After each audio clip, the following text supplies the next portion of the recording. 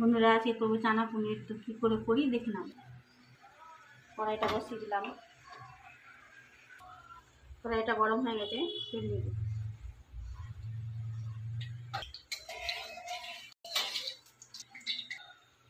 তেলে আমি অল্প পরিমাণ লবণ দিলাম। পনিরগুলো ছেড়ে দেবো। পনিরগুলো পিস পিস করে কেটে রেখেছিলাম।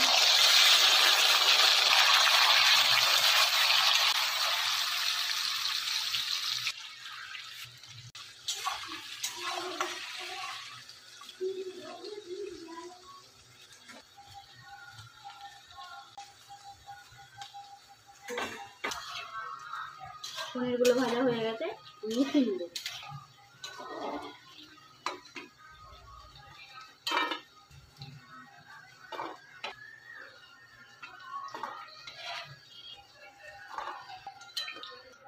সবগুলো পনির উঠিয়ে নিয়েছি।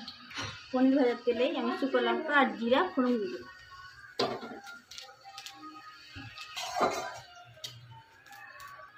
আর দিয়ে দিব টমেটো।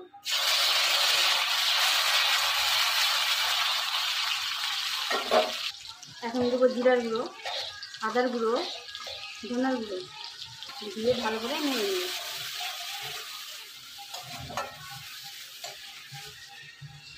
আর দিয়ে দেবো লবণ আর হলুদ, কাশ্মীরি লাল লঙ্কার গুঁড়ো।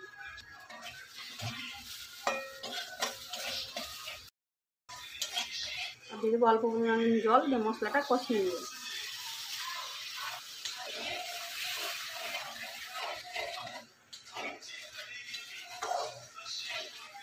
মশলার ভিতরে দিয়ে দেবো পোস্ত বাটা, কাজু বাটা আর মগজ বাটা। পাটাতে মশলাগুলো দেখেছি, আপনারা যারা মিষ্টিতেও বাড়তে পারেন। তো একদম নিরামিষ রান্না, আমি নিরামিষ করবো বলে টমেটো দিয়েছি। আপনারা চাইলে পেঁয়াজ আর রসুন দিতে পারেন। এখন দিয়ে দেবো কেটে রাখা কাঁচা লঙ্কা।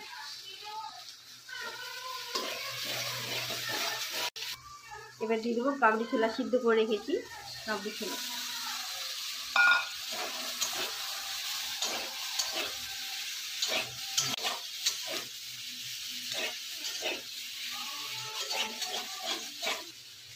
পোস্ত বাটা জলটা দিয়ে দেবো। এখন দিয়ে দেবো পনির, ভালো করে নেড়ে নেব।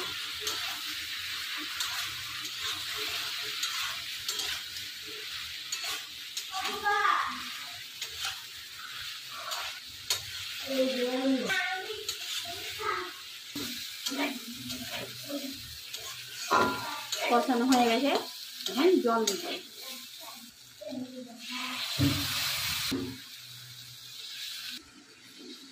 ভালো করে নেড়ে নিই।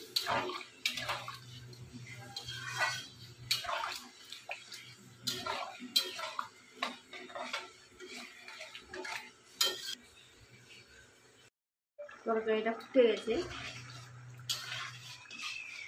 এখন আমি গরম মশলা দেব।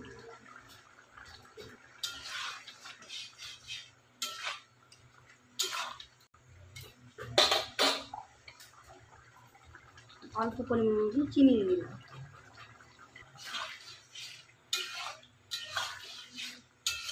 পরিমাণ মতন দিয়ে দিলাম।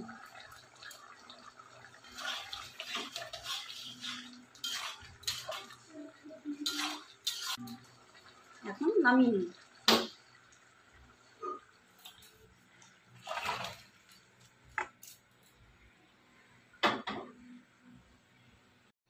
মা করেছে ভাত, পাঁপড় ভাজা, ডাল আর চানা পনিরের তরকারি।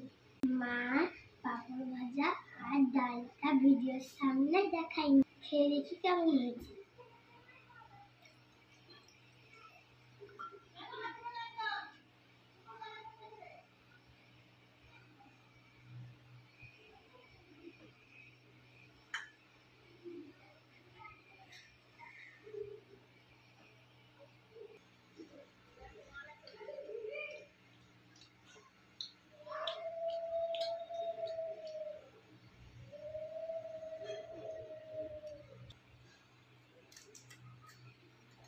রান্নাটা দারুণ হয়েছে।